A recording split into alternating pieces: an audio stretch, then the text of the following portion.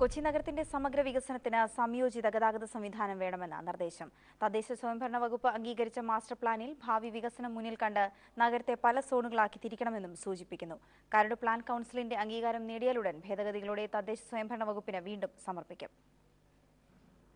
Road, ജല, rail മാർഗങ്ങൾ ഒരുമിച്ച് പ്രയോജനപ്പെടുത്താവുന്ന കൊച്ചിയുടെ ഗതാഗത സാധ്യതകളെ സംയോജിതമാക്കി വികസിപ്പിക്കണമെന്നാണ് മാസ്റ്റർ പ്ലാനിലെ നിർദ്ദേശം. വൈറ്റില, കാക്കനാട്, വല്ലാർപാടം തുടങ്ങി നഗരത്തിലെ കണ്ണായ വികസന കേന്ദ്രങ്ങളിലേക്ക് എളുപ്പത്തിൽ എത്താൻ കഴിയണം. MG road, SA road, Shanmugham road തുടങ്ങി നഗര ഗതാഗതത്തിന്റെ 70% വഹിക്കുന്ന റോഡുകളിലെ തിരക്കൊഴിവാക്കാൻ ഈ സംയോജിത ഗതാഗത സംവിധാനം ഫലപ്രദമായി ഉപയോഗപ്പെടുത്തണം. കൊച്ചിയിലെ മാത്രമല്ല, തൃപ്പൂണിത്തുറ, കളമശ്ശേരി, മരട്, തൃക്കാക്കര തുടങ്ങി സമീപ നഗരസഭകൾക്ക് കൂടി ബാധകമാകുന്ന തരത്തിലാണ് പുതിയ പ്ലാൻ.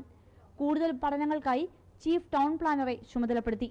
പോളിസികൾക്ക് അനുസൃതമായി തന്നെ ആളുകളെയും അവരുടെ ഇൻസ്റ്റിറ്റ്യൂഷൻസിനെയും പിന്നെ സ്ഥാപനങ്ങളെയും എല്ലാം നിലനിർത്തുകയും അതേസമയം അതിൻ്റെ ഗ്രോത്ത് ഏത് ഡയറക്ഷനിലായിരിക്കണം, അത് പിന്നെ അതേ ഭൂമിശാസ്ത്രവും കൂടി അപ്പോൾ നോക്കേണ്ടി വരും.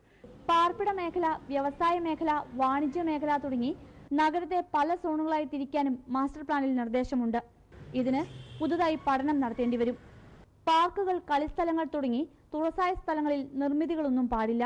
കൌൺസിലിന്റെയും പൊതുജനങ്ങളുടെയും നിർദ്ദേശം കൂടി കണക്കിലെടുത്ത് ചീഫ് ടൗൺ പ്ലാനർ പുതിയ മാതൃക തയ്യാറാക്കി വീണ്ടും സർക്കാരിന് സമർപ്പിക്കും. ജോലികൾ പൂർത്തിയായാൽ സ്വന്തമായി മാസ്റ്റർ പ്ലാൻ തയ്യാറാക്കുന്ന ആദ്യ നഗരസഭയെന്ന അംഗീകാരവും കൊച്ചിക്ക് സ്വന്തം. മനോരമ ന്യൂസ്.